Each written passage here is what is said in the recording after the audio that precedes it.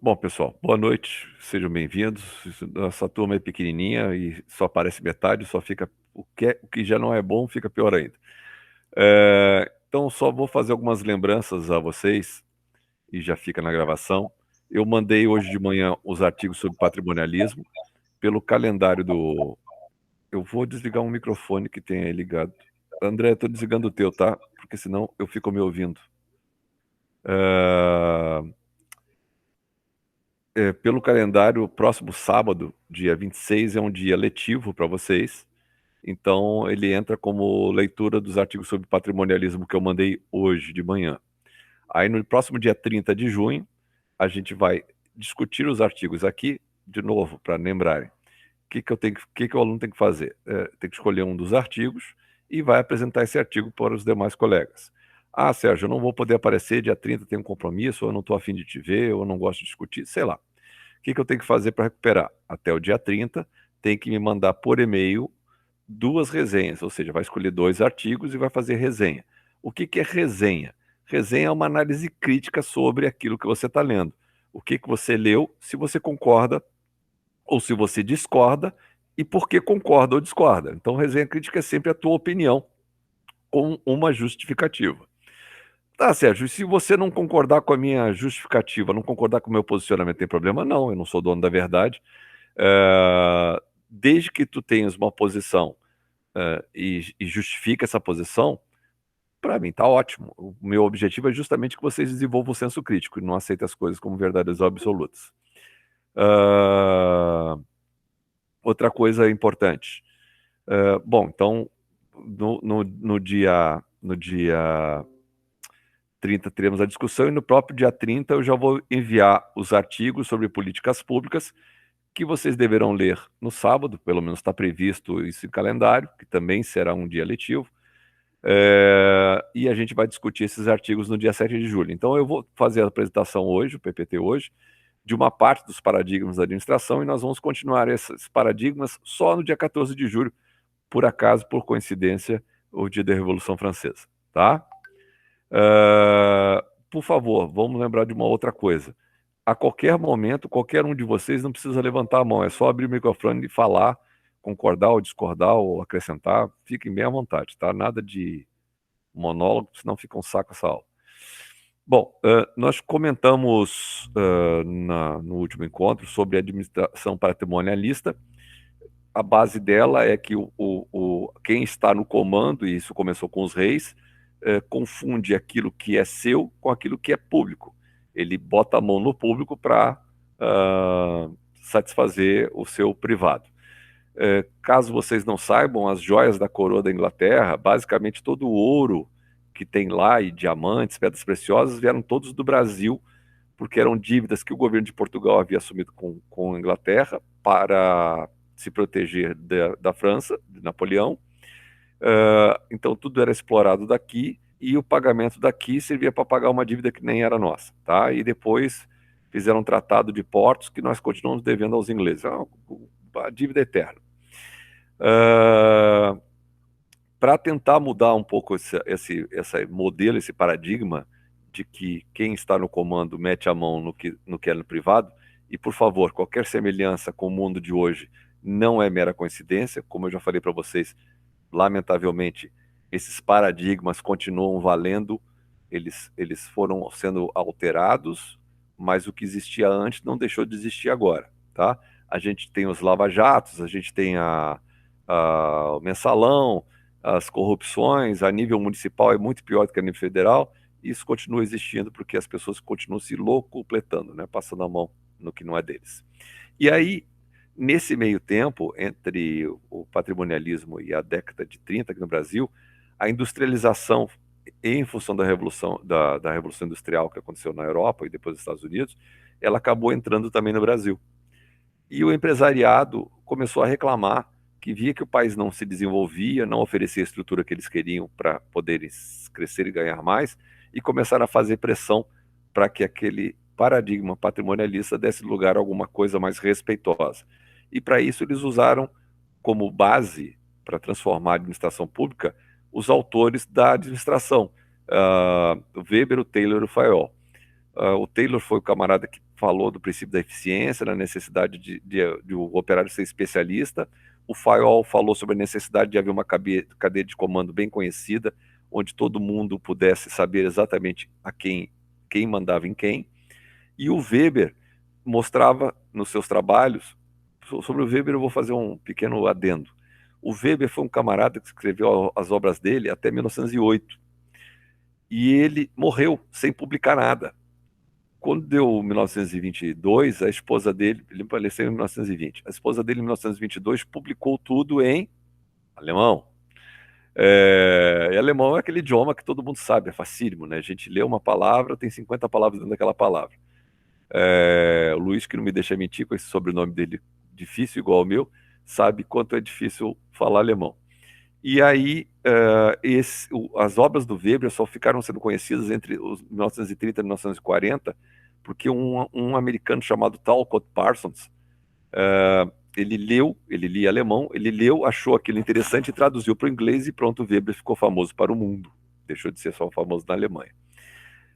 E aí, uma das bases do Weber é que eu não posso promover as pessoas porque elas são minhas amigas. Eu tenho que promover as pessoas pelo caráter de competência que elas têm. Então, eles queriam, então, com isso, profissionalizar a gestão pública, tá? E que as decisões não deveriam ser tomadas com base no sentimento. Então, é muito característica desse paradigma de administração burocrática o poder racional legal. Significa que eu estou baseado na razão e na lei para tomar as minhas decisões. Como nada nesse mundo é perfeito, em função de a gente ter vindo de um período que era absolutamente patrimonialista e não havia outra característica, se decidiu também que os controles todos eram feitos a priori. O que quer dizer isso? Antes de você executar, você já tem que me dar satisfação do que você ainda vai fazer. Tá, isso é bom porque dá um poder de fiscalização melhor. Por outro lado, isso é bastante ruim porque deixa todo o processo muito mais lerdo. E é por isso que nós brasileiros falamos tão mal da burocracia. E aí também eu preciso de fazer um adendo para vocês. Eu não sou exatamente um camarada que ame a burocracia. Muito antes, pelo contrário, eu passei a minha vida inteira nas profissões que eu tive quebrando regra. Eu raramente obedeci algum manualzinho. Eu criava os novos processos o tempo todo, significava quebrar aquilo que estava pré-estabelecido. Principalmente quando eu achava muito idiota, aí eu não conversava mesmo, ia mandando brasa. Só que a burocracia não é de toda ruim, desde que ela não seja usada como um muro para que você possa ir em frente. Então, por exemplo, nós todos nascemos e ganhamos uma certidão de nascimento. Por que isso é importante? Para a gente saber de quem a gente é filho, certo? E para ter os nossos direitos garantidos durante toda uma vida. Depois disso, outros documentos são feitos. Todos nós, quando entramos numa empresa, a gente recebe um manual, por exemplo, de como mexer numa determinada máquina ou como mexer num determinado software. Aquele documento é o manual burocrático, porque ele te diz o que fazer passo a passo. Todos vocês já devem ter comprado um aparelho eletrônico, e como todo bom brasileiro, deve ter pegado o manual e deixado de lado e ir fuçando, né? Que é o que nós geralmente fazemos, que está errado. O ideal é que a gente dê uma passada de olhos, principalmente se é a primeira vez que a gente tem acesso àquele tipo de aparelho, para ter uma noção do que é certo e o que é errado. E todo manual brasileiro copia os manuais americanos. Então a primeira coisa que diz lá no manual é: verifique a voltagem do seu aparelho se coincide com a voltagem da tomada que você vai inserir o plug. Por que isso? Porque nos Estados Unidos eles processam tudo. Eles sempre metem processos nos outros. E aí não havia esse comentário, por mais óbvio que seja. Inclusive lá eles detalham como é que é o tipo de tomada, como encaixa a tomada, como se fosse muito difícil encaixar dois furinhos lá. Para evitar processo. Se você fez alguma coisa errada, é porque você não leu o manual, logo você não pode me processar. Então, eles já geravam uma defesa prévia. Todos nós, quando vamos parar no médico ou vamos parar numa emergência no hospital, nós passamos por um processo burocrático. E eu não me refiro à fichinha de atendimento, mostrar o cartãozinho do convênio. Não, não é isso. Se eu chego em emergência, a primeira coisa que o médico vai fazer é seguir os protocolos de atendimento para aquele tipo de caso. Teve um traumatismo craniano, teve um traumatismo de perna, o que eu atendo primeiro? Aí a literatura sempre manda atender primeiro o traumatismo craniano, porque a perna eu posso consertar depois, o cérebro se parar para o corpo. E aí, que tratamentos eu dou para aquele traumatismo? Tem um passo a passo, está tudo descrito. Tá, Sérgio, mas como é que funciona isso lá na hora? Ah, gente, eles têm isso decorado. Quem trabalha na emergência tem isso decorado. Tem preso na parede também? Tem preso na parede também, mas não dá tempo de consultar, garanto a vocês que não dá. Então o cara tem isso decorado e ele vai aplicando. Tá, mas por que todo esse cuidado? Bom, primeiro para tentar salvar a vida, porque aquele protocolo foi feito por especialistas. Então é um protocolo burocrático que salva vidas. Segundo, se der errado e eu não conseguir te recuperar e você morrer, se a família entrar com uma ação na justiça, eu provo para Sua Excelência, o juiz, o homem da capa preta, que eu segui os protocolos. E eu consigo mostrar que eu segui os protocolos porque a autópsia vai provar que eu tentei fazer aquilo e eu fui descrevendo junto com as enfermeiras, dentro de uma documento, tudo que foi feito. E aí a autópsia vai comprovar se aquilo foi feito ou não, tá? Então, olha, ao mesmo tempo que ajuda a salvar a vida, é uma peça de defesa para cada um de nós. Todos vocês já devem ter participado de uma reunião nos trabalhos de vocês. Extremamente comum se fazer uma ata de reunião. O que é a ata de reunião? É um instrumento burocrático para dizer o que foi falado, o que foi tratado, o que as partes concordaram. Para quê? Porque se no futuro você não fizer alguma daquelas coisas, eu vou te mostrar que isso, mas querido, tu assinou, não está fazendo por quê? Eu consigo ter um colóquio contigo diferente se você não fez o que deveria ter feito, tá? Opa, deixa eu voltar aqui, que isso aqui é só uma informação, eu sei que é cultura inútil talvez para vocês, mas é para vocês saberem. Em 1936, houve a criação, houve uma reforma administrativa que culminou com a criação do DASP. DASP existe até hoje. Ele não tem a mesma finalidade, mas a sigla é exatamente a mesma. Departamento Administrativo de Serviço Público, cujo objetivo era tentar criar protocolos de como as pessoas deveriam agir no serviço público, sempre baseado em eficiência e racionalidade. Ou seja, agir gastando o mínimo possível de recursos e usando a razão e não a emoção. Tá? O que a gente queria com isso, o que os gestores da época queriam com isso, e o empresariado pressionou, era fazer uma separação entre o que era Estado e o que era mercado. Porque antes o Estado fazia tudo e o mercado fazia pouco. E o mercado queria assumir algumas dessas funções justamente para ter lucro, né? Qual é o grande senão quando o mercado, e essa é a discussão de novo hoje em dia em relação às privatizações, qual é o ruim do mercado atuar e o Estado sair de algumas coisas? É que o mercado quer lucro. Se o mercado quer lucro, ele não vai estender o serviço dele para regiões em que seja o pessoal mais carente que não consiga pagar. Ou ele vai ter que ganhar muito dinheiro nos outros setores para poder prestar aquele serviço para o pessoal mais carente a um preço menor, ou ele simplesmente vai fingir que está prestando e não vai prestar, né? É o que acontece hoje com todos nós com as redes de telefonia. Eles têm uma obrigação de estar em 80% do território nacional. E eles escolhem onde eles vão estar.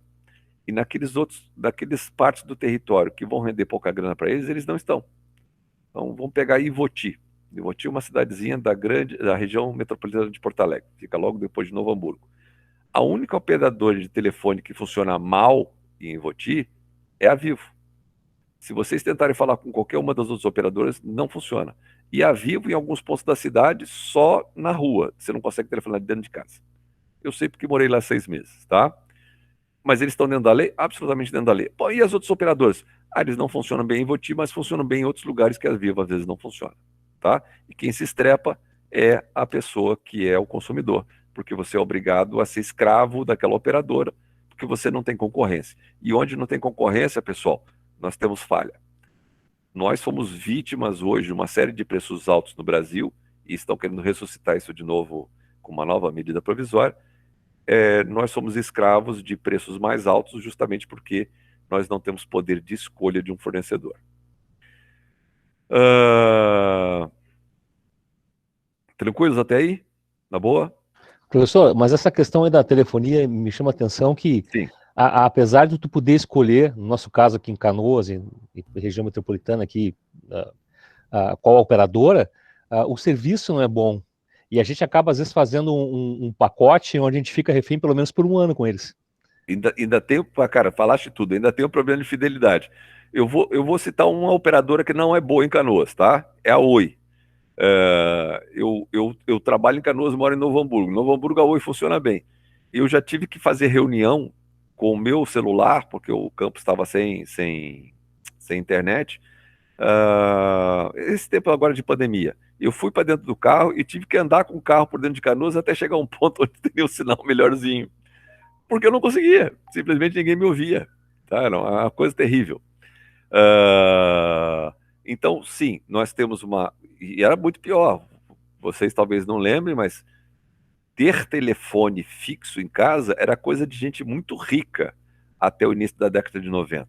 Era tão caro um telefone que você tinha que declarar no imposto de renda, assim como você declarar uma casa ou um carro, porque era um bem difícil de adquirir com um preço muito alto. Na minha família, a gente estava numa fila de linha telefônica fixa, nós éramos do Rio, e a família morando em outros lugares, a gente tinha que usar o da vizinha, porque a gente não conseguia ter um acesso ao telefone. Bom, cara, depois que houve a privatização do sistema telefônico, melhorou, mas está longe de estar bom. E está longe de estar bom porque os órgãos fiscalizadores não fiscalizam como deveriam. Fala. Levava em torno de 10 anos e tu não adquiria só a linha, né? Tu era obrigado a comprar ações, né? O que, aliás, foi uma boa no meu caso, tá? Eu ganhei um bocado de dinheiro. Alguns ganharam e alguns sumiram, né? No caso da minha irmã, meus parentes sumiram as ações. Cara, que sacanagem, não acredito. Foi pro Itaú, do Itaú foi para não sei para onde, e foram enrolar, e ninguém descobriu onde é que foi parar e caducou. Que sacanagem. Eu entrei com uma ação, recuperei. Eu ganhei na época um carro, o valor de um carro. Minha irmã ganhou 3 vezes isso. Ela comprou na época melhor do que eu. Cara, foi uma grana. Foi bem no início, né? No início que o pessoal começou a vender as ações. Aí quem fez isso no início ganhou. Mas quem deixou um pouquinho para depois, nem minha irmã se lascou. Que sacanagem. Bota sacanagem nisso. Bom, com essa história de a gente precisar melhorar o nível dos nossos gestores, se criou uma escola brasileira de administração pública com base na escola americana. Então, aquilo que eles criavam lá como base, como padrão, a gente copiava aqui. Qual é o problema disso? O que serve para os Estados Unidos não necessariamente serve para a realidade brasileira, e assim até hoje, né?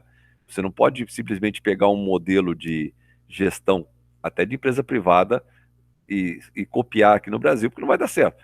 Não preciso ir longe. Se você pegar uma empresa alemã, Steel, e tentar copiar tudo que eles fazem na Alemanha aqui no Brasil, não dá certo, porque a cultura é outra, a cultura das pessoas é outra. Então, eu tenho que adaptar aquilo à realidade brasileira. Funciona com tudo, inclusive com gestão. O objetivo, então, desse período de administração burocrática era tentar dar mais autonomia para os gestores, para eles poderem trabalhar melhor, para fazer a economia andar. Porque se precisava industrializar o país. Era preciso criar as condições para que a gente não dependesse só do café, que se mostrou uma aposta muito grave, e também na cana-de-açúcar, porque houve a crise da Bolsa de Valores e o Getúlio mandou queimar um montão de café para o preço do café subir de novo para os agricultores não perderem. Resultado, quem pagou isso? Nós, né? Nós tivemos que aportar dinheiro através de impostos para compensar o que os agricultores haviam perdido. Então, o que hoje se vê, e eu imagino que vocês como alunos já tenham percebido isso, é um excesso de burocracia em muitas coisas. Vamos lá.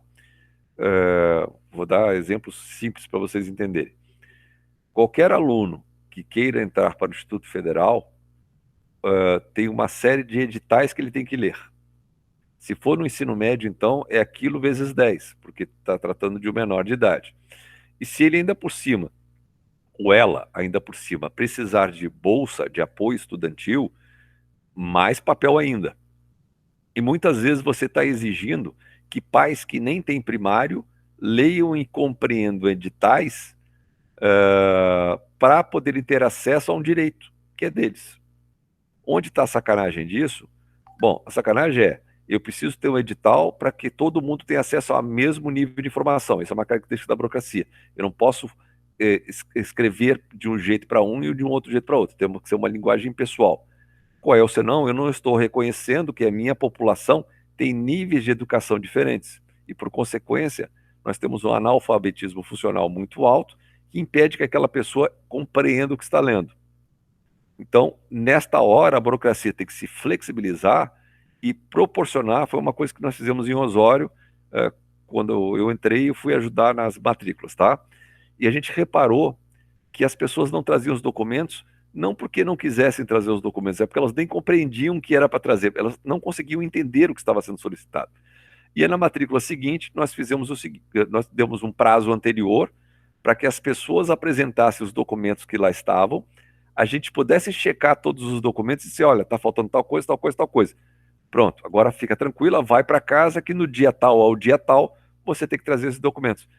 O que acontecia antes? Eu te avisava que você precisava de tais documentos e às vezes você estava se indo matricular no penúltimo ou último dia, não dava tempo para providenciar o documento que eu precisava e eu não posso fazer aquela matrícula ou aquela assistência estudantil sem a documentação porque o Tribunal de Contas da União cai em cima da gente.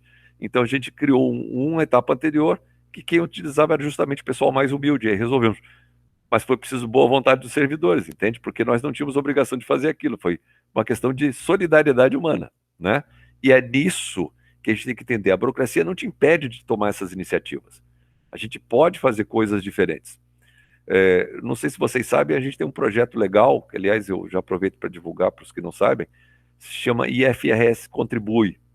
A gente ajuda pequenas empresas, profissionais autônomos e pequenas cooperativas a melhorarem o seu desempenho. Começou em abril do ano passado, já atendemos mais de 150 empresas nesse meio tempo. Só hoje eu tive 4 reuniões diferentes com 4 empreendedores diferentes. Amanhã tem outras tantas. Atendemos de tudo, de fisioterapeuta, gente que faz comida, passando por pessoal que joga carta, búzios, agricultura familiar, já fizemos de tudo. Cara, a gente não precisava fazer isso. A quantidade de horas que a gente dá de pesquisa e tal já é suficiente para o nosso plano de trabalho. Por que a gente faz isso? Porque a gente entende que podemos fazer em função dos nossos conhecimentos. Os alunos são todos convidados, inclusive, a participar, temos alguns. Só que é todo mundo voluntário, ninguém ganha nada, né? É tudo no amor. E dá trabalho, dá trabalho.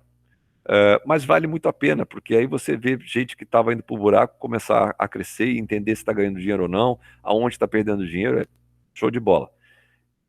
Tem uma burocracia nesse processo? Claro que tem, mas a gente usa a burocracia a favor do demandante. Então, burocracia não é ruim sempre, tá? O problema é que a gente confunde burocracia, que é quando alguém, diante do cargo e do poder que tem, começa a criar as dificuldades para você não ter acesso às facilidades, e esses são os canalhas, né? E tem a burocracia, que é aquilo que normatiza e deixa todo mundo com o mesmo direito e não passa ninguém na frente um do outro, o que é legal. Já na década de 60, houve uma tentativa dos milicos, na época da ditadura militar, que é o Decreto-Lei 200. Ele é famoso até hoje, tá, pessoal? Foi a primeira tentativa que se fez nesse país de desburocratizar um pouco. Foram criadas as primeiras autarquias, por exemplo, as universidades são autarquias. As agências de água, de energia, etc. e tal, são autarquias. São órgãos que, apesar de ter uma característica pública, eles têm um poder de decisão mais rápido do que uma burocracia normal. Isso é muito legal porque acelera o processo, principalmente para quem tem que agir direto com a sociedade, tá? E aí começou a se criar comissões para fazer as coisas andarem mais rápido e por aí vai. Aliás, uma curiosidade histórica para vocês. Getúlio Vargas, que é um dos camaradas que fez a paradigma burocrático acontecer, da administração burocrática acontecer, ele era um ditador, né? E ele era fã do Hitler e do nazismo de modo geral, e especificamente de um marechal da comunicação chamado Goebbels. Muitas das coisas que o Getúlio implantava no Brasil, ele copiava de Goebbels. A legislação trabalhista, por exemplo, é da Carta do Lavoro de 1927 do Mussolini. Ele implantou em 42, mas é copiado da Carta de 27, igual. É essa coisa que a gente tem até hoje, essas crescentes que a gente tem até hoje no Brasil. Com algumas modificações mal feitas, mas é o que está aí. E ele dizia o seguinte, quando eu falei comissão é que eu lembrei dessa história. Quando a imprensa está em cima de mim, que eu preciso resolver um determinado problema, eu nomeio uma comissão. E essa comissão, para a imprensa e para a população, está lá, estão lá fazendo. E quando eu quero que alguma coisa se resolva, eu nomeio 2 pessoas da minha confiança. Qual é o problema das comissões? É que se você bota uma comissão grande demais e de gente que não entende do assunto, você marca a reunião, aí marca a outra reunião, aí a outra reunião é para ver o que foi feito na reunião anterior, para marcar a próxima. A coisa não anda nunca. Vocês já devem ter vivenciado isso nas empresas de vocês. E aí, para isso, tem um negócio chamado, na gestão, chamado Lei de Parkinson, que é a capacidade que as pessoas têm de criar reuniões para dizer que estão trabalhando, quando, na verdade, você não faz nada de efetivo nas reuniões. Foi um cara da década de 50 que bolou essa regra, que as pessoas tendem a procrastinar, empurrar com a barriga para não executar quando elas poderiam fazer muito mais rápido. Lei de Parkinson, é bem interessante. O Bresser Pereira, que está vivo até hoje, é um professor da USP, é um dos grandes estudiosos e foi um dos camaradas responsáveis por tentar desburocratizar um pouco o Estado. Antes dele, teve o Hélio Beltrão, na época da ditadura. Eu conheci o Hélio Beltrão porque ele era namorado de uma tia minha. Ele era um cara fabuloso. Ele também tentou de tudo para desburocratizar, mas foi pressionado a parar. E eu lembro disso, eu era garoto, mas lembro da pressão que ele sofreu, porque tinha muita gente que ganhava dinheiro vendendo a solução da burocracia. Aí, se você acaba com excesso de regramento, eu não posso pedir propina para acelerar o teu processo, tá? Anos depois, já na década de 90, o Bresser Pereira tentou a mesma coisa e também chegou a um ponto que o Henrique Cardoso mandou ele embora porque ele não estava conseguindo ir para frente, porque não deixavam, e ele estava fazendo muita inimizade política por causa das tentativas do Bresser em melhorar as coisas. Esse camarada aqui o Bresser Pereira teria sido um presidente fantástico se a gente tivesse tido a oportunidade de tê-lo. Quando a gente tentou ir para frente com aquela Lei 200, dos bilicos em 67, a gente acabou andando para trás na década de 80. Por quê? Porque a gente conseguiu ter uma redução do crescimento, que é a mesma coisa que nós estamos vivendo de 2010 até agora. Nós estamos retroagindo em termos de PIB. Para vocês terem uma ideia, hoje a gente está com o mesmo PIB de 2009 e a tendência é que em 2023 a gente tenha o mesmo PIB de 2014. A gente não está conseguindo andar para frente, a gente está conseguindo andar para trás. Aí quando começa a andar um pouco mais, aí alguém faz alguma bobagem, a gente retrocede outra vez. E é assim que tem sido. Então também houve um retrocesso na reforma burocrática do país entre 67 e 88. Por que 88? Porque em 88 nós tivemos a eleição indireta para presidente, né, quando assumiu o Tancredo Neves, tá? E com a morte do Tancredo Neves, acabou vindo foi Sarney? Sarney? Sarney. Foi José de Ribamar Sarney. Como está gravando, eu não vou poder contar a piada sobre Sarney que eu aprendi lá no Maranhão, é bem boa. Bom, essa é uma década que até hoje é considerada perdida e, lamentavelmente, os livros atuais de economia já dizem que a década de 2000 a 2010, ou 2010 a 2020, também será considerada uma década perdida, graças à nossa querida Dilma, que fez com que a gente despencasse. O final do governo do Lula e a Dilma seguinte foi um desastre em termos econômicos, com o subsídio da energia elétrica, que é a mesma coisa que está se tentando fazer hoje. O que eu estou tentando mostrar para vocês é que, independente do partido que está lá, eles tentam se perpetuar e sempre repetem as mesmas estratégias, e quem paga é o povo, né? Principalmente os mais humildes.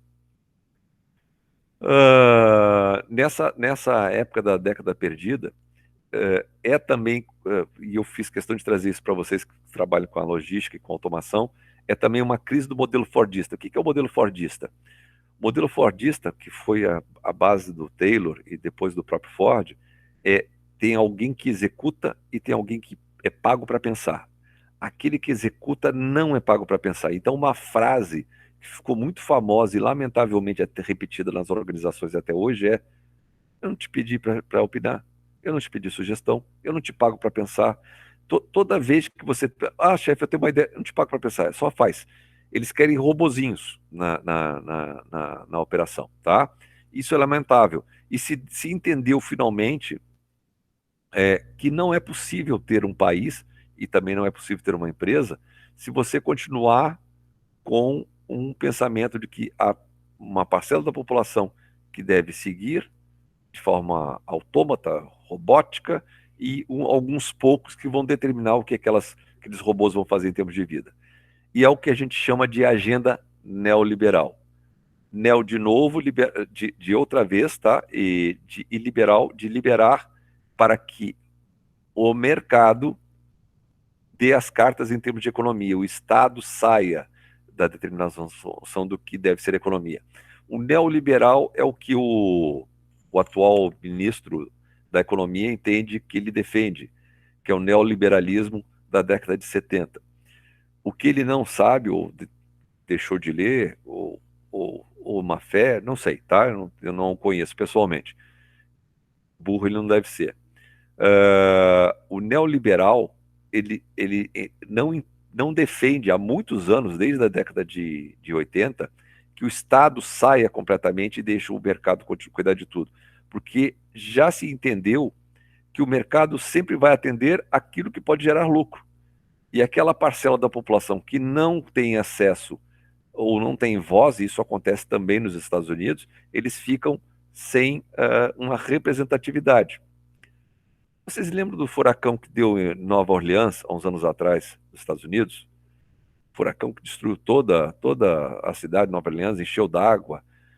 Gente, aqui, ó, Nova Orleans e Atlanta são estados muito pobres, são regiões muito pobres. No caso de Nova Orleans, uma cidade,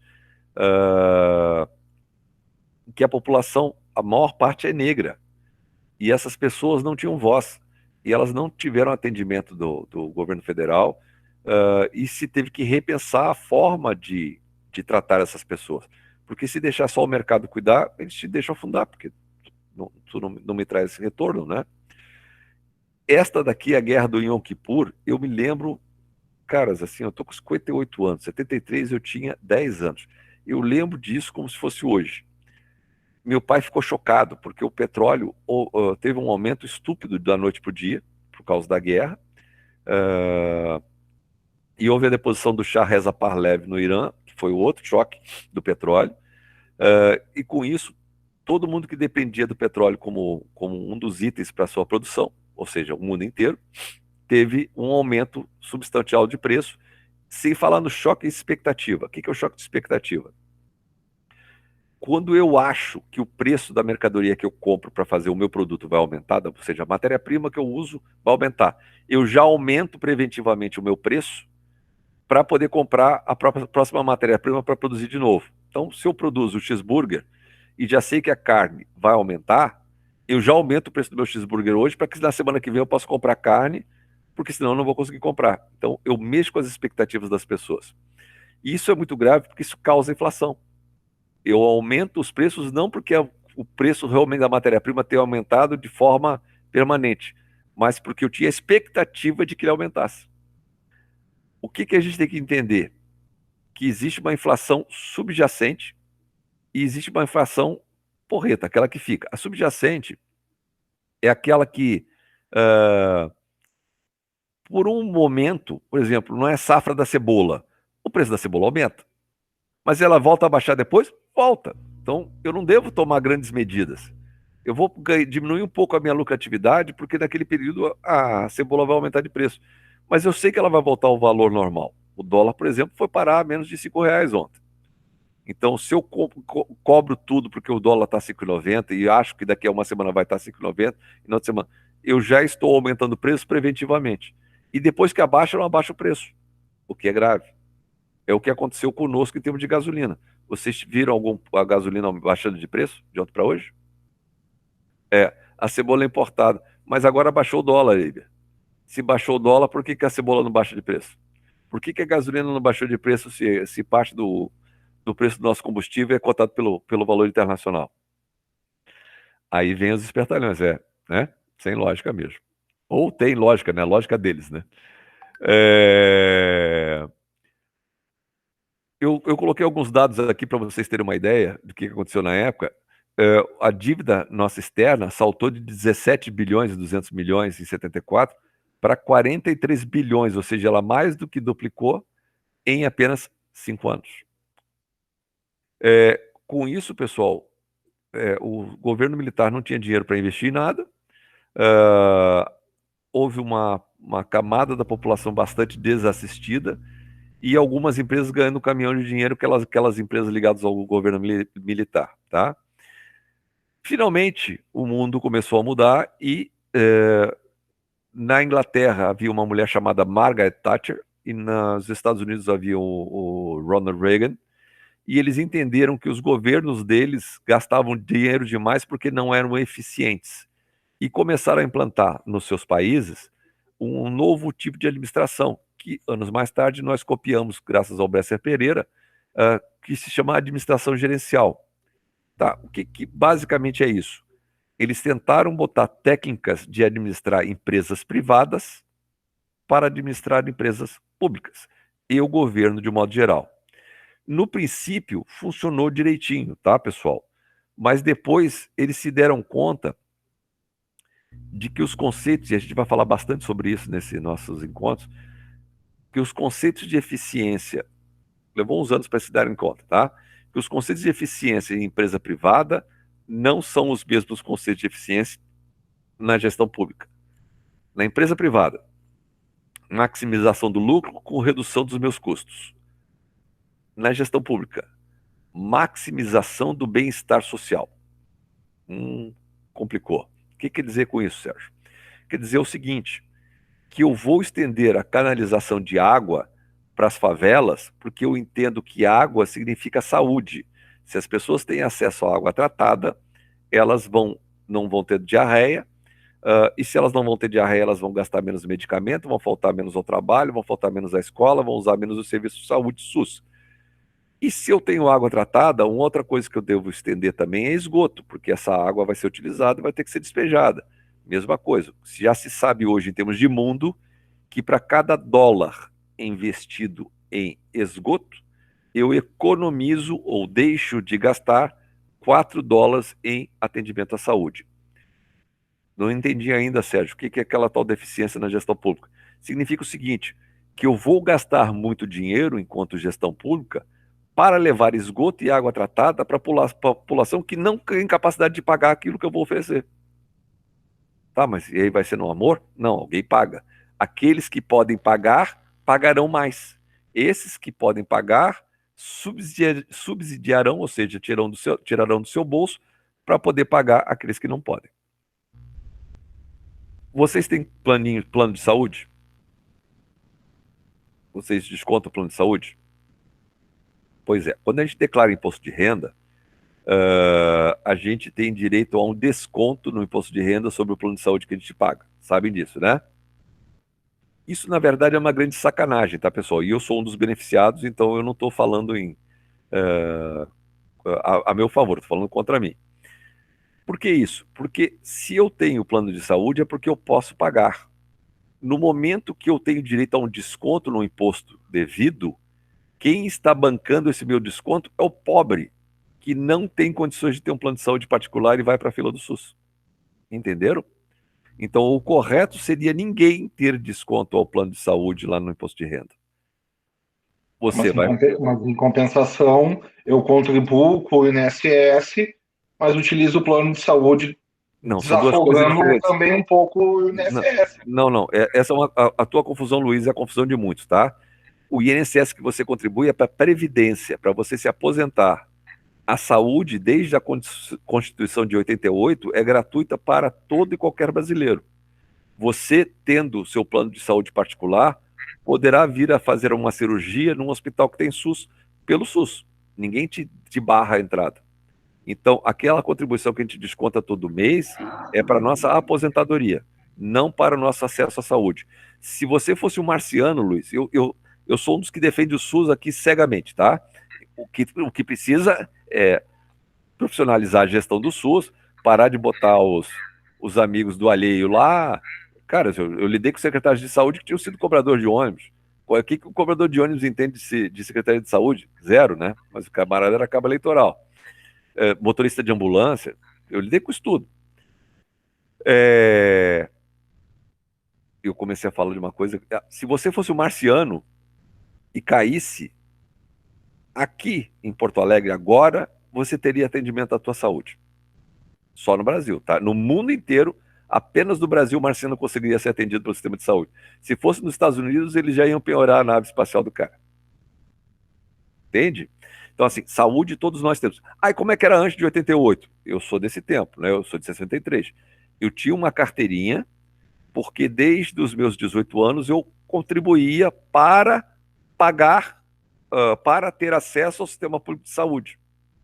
A minha mãe tinha e os filhos eram independentes, constava ali. Se tu trabalhasse, tu tinha acesso. Se tu não trabalhasse, tu não tinha acesso a... Exatamente. Eu tenho essa carteirinha até hoje, como recordação, cara. Eu acho que eu tenho uma também. E aí, depois de 88, essa carteirinha deixou de ser necessária. Então, por exemplo, a minha esposa trabalha com população em situação de rua. Ela é enfermeira. Hoje até saiu na televisão dando entrevista. Ela ficou toda besta. População em situação de rua não paga imposto, de espécie alguma.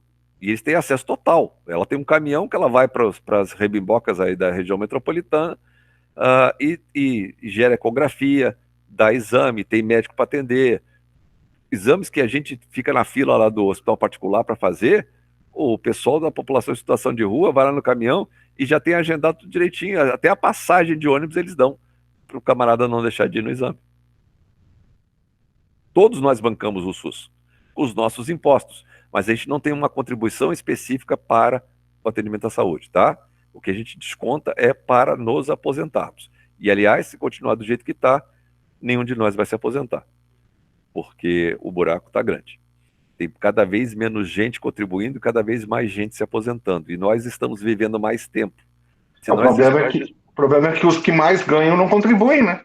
Contribui, mas contribui com uma parcela muito menor do que poderiam contribuir, né? Eles contribuem até o valor de R$6 mil. Sim, mas daí ganha 30? Não. Não. Eles ganham até R$6 mil. O que ele vai ganhar a mais tem que ser previdência complementar. Eu tenho, tá? Quando me aposentar, eu vou ter a aposentadoria do SUS, mais o que eu estou pagando todo mês para ser complementar. A minha sogra, por exemplo, não fez complementar, ela ganha um salário mínimo. Tá? Mas se ela tivesse pago o complementar, ela estaria ganhando o salário mínimo dela, mais a complementar. Aí você tem Banco do Brasil, você tem Caixa Econômica, você tem Itaú, que são as previdências privadas. Recomendo firmemente que vocês pensem nisso, porque a tendência é cada vez mais a gente se aposentar pelo SUS ganhando menos do que a gente de fato contribuiu. Você contribuiu, por exemplo, para ganhar 6 mil, e no final do primeiro ano você já vai estar ganhando em torno de 5 mil, não vai estar ganhando o teto máximo. Não tem dinheiro. Não há. A conta não fecha, né? Tem mais gente tirando do que gente botando. Basicamente é isso. Vamos lá. Então, o Bresser Perillo, em 95, encaminhou a proposta de mudança e eles estavam defendendo, então, já numa nova visão, já diferente daquela do Reagan e da Margaret Thatcher, de que você não podia entender Estado e mercado, ou seja, empresas privadas, como alternativas que não pudessem trabalhar juntas, né? E determinou, a partir de 95, que algumas funções eram exclusivas do Estado. Que funções são essas? Segurança. Só o Estado pode fornecer segurança. E só o Estado pode cobrar. Quem arrecada imposto é o Estado. E existiam outras funções, como o ensino e saúde, que eu poderia repassar a terceiros, mas sem deixar de ser responsabilidade do Estado. Sérgio, não é verdade. No meu edifício a gente tem uma vigilância. O patrimônio privado eu posso contratar um serviço, mas em termos de segurança pública, só o Estado pode fornecer. Então, eu não posso ter uma milícia funcionando no Rio de Janeiro, porque milícia é ilegal. Mas são policiais militares que fazem isso nas horas de folga. Eles cobram da população de lá para eles terem acesso à água, à internet, à luz, a gás, à condução, e tudo cobrança ilegal. Eles não poderiam estar cobrando esse serviço, porque quem fornece segurança pública é o Estado. Escola. Isso aí, para dizer o mínimo. E escola? Bom, escola, eu, enquanto Estado, tenho que oferecer uma opção gratuita e nada impede que alguém da sociedade queira colocar os seus filhos numa opção paga. Puxa, Sérgio, mas a educação não é uma obrigação do Estado? Mas eu não estou impedindo que o mercado também ofereça serviço de educação, tá? E a mesma coisa em relação à saúde, aqui no Brasil, tá?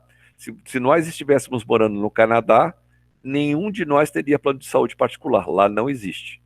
Todo mundo só tem acesso a plano de saúde do Estado. Você consegue rapidamente a consulta, mas se for indicado em cirurgia, demora. Se qualquer um de nós estiver em Portugal, nós temos duas opções. Ou você vai para a saúde pública, que é boa, ou você paga um plano de saúde privado, que é muito, muito, muito caro, tá? Só pessoas muito, muito ricas conseguem ter plano de saúde em Portugal. Nós que somos classe média, média baixa, nós não conseguiríamos. Tá, e como é que funciona a saúde pública em Portugal?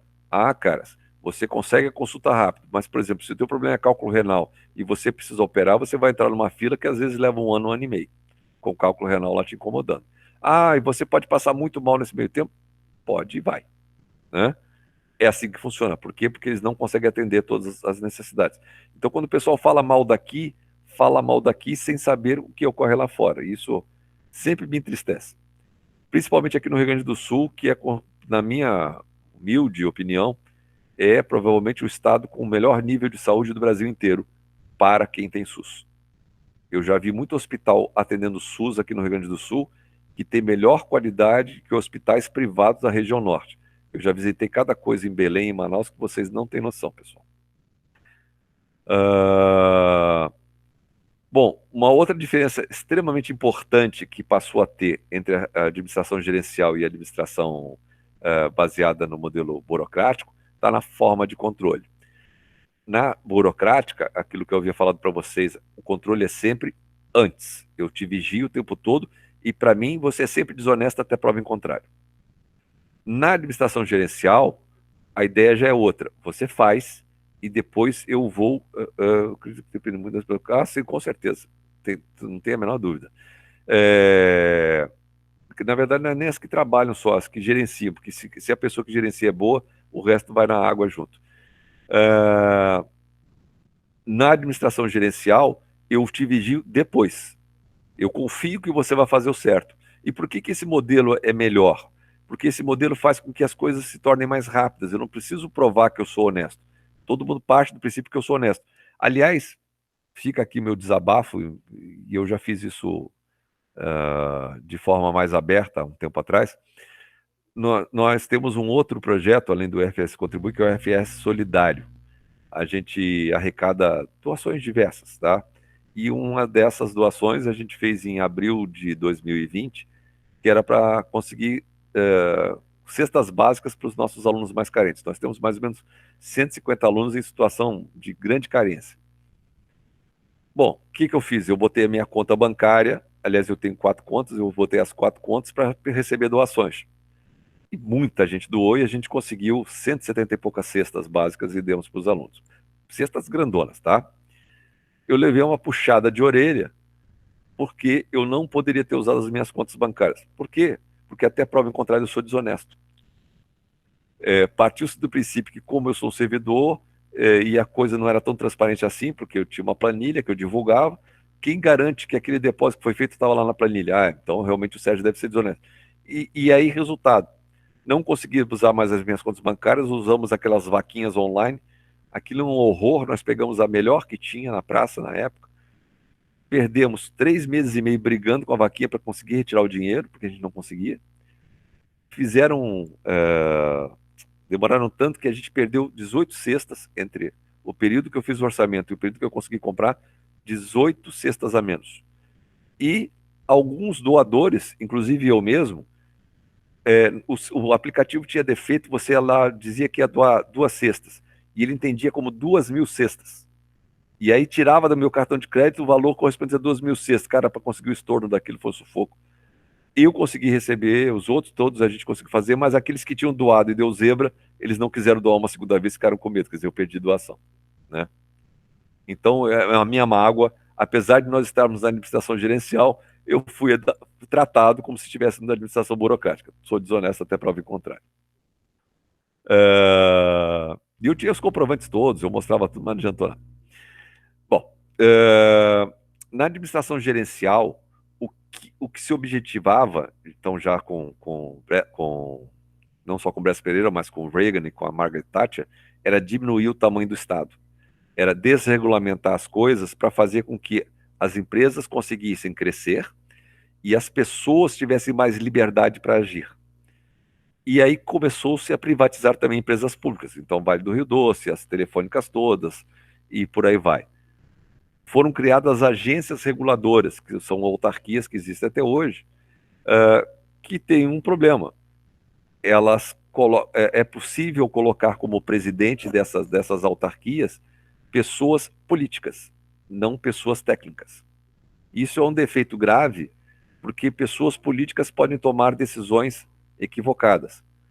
Para nossa grande sorte, compartilho aqui com vocês, uma dessas autarquias é a Anvisa, Agência Nacional de Vigilância Sanitária. Está lá um militar, que apesar de ser militar e amigo do atual presidente, ele não cedeu à pressão e não desrespeitou as ordens dos técnicos, os conselhos dos técnicos sobre qualidade de vacina.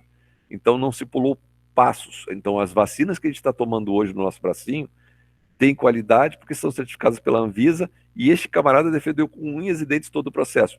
Então meus parabéns a ele, eu só tenho a agradecer pelo cara ser tão correto e ter aguentado, imagino, toda a pressão que ele deve ter sofrido para liberar vacinas. Aliás, nós estamos com um escândalo em relação às vacinas indianas agora, nesse momento, mas isso é conversa para uma outra vez, tá? O que se queria, basicamente, com essa administração gerencial? Gerar resultados para a população e ter controle da gestão pública a posteriori, de forma que tudo que fosse gasto, a gente tivesse sabendo que foi gasto da maneira correta. Bom, isso tudo funciona bem no papel, vocês todos são adultos e sabem do mensalão e sabem do Lava Jato, e apesar de todas as regras que foram criadas, a gente sempre dá um jeitinho de burlar a regra e conseguir ganhar o dinheiro de forma desonesta, tá? Que já foi. Bom, eu vou parar por aqui, eu vou retomar daqui para frente, porque depois nós vamos partir para o outro paradigma e vai ficar confuso. Então peço a vocês a gentileza de lerem os artigos sobre patrimonialismo, escolha um deles. São todos artigos de jornal, todos com características, e uma das coisas que eu preciso que vocês falem lá no dia é onde que vocês enxergaram patrimonialismo no artigo que eu enviei, tá? Óbvio que eu li todos, então se não souberem especificamente, só me digam rapidamente o que foi o artigo, se vocês não conseguiram identificar o patrimonialismo, que eu ajudo vocês a identificar, tá? Tranquilos? Tranquilo, professor. Dúvidas? Então tá. Então, pessoal, de minha parte, bom descanso, muito obrigado por terem vindo, pena que os outros não aparecem. É sempre um prazer ter aula com gente inteligente, mesmo, tá? Obrigado a vocês. Obrigado, Fiquem professor. com Deus. Boa noite. Tchau, tchau, pessoal. Boa noite, professor. Boa noite, querido. Boa noite. Tchau, tchau.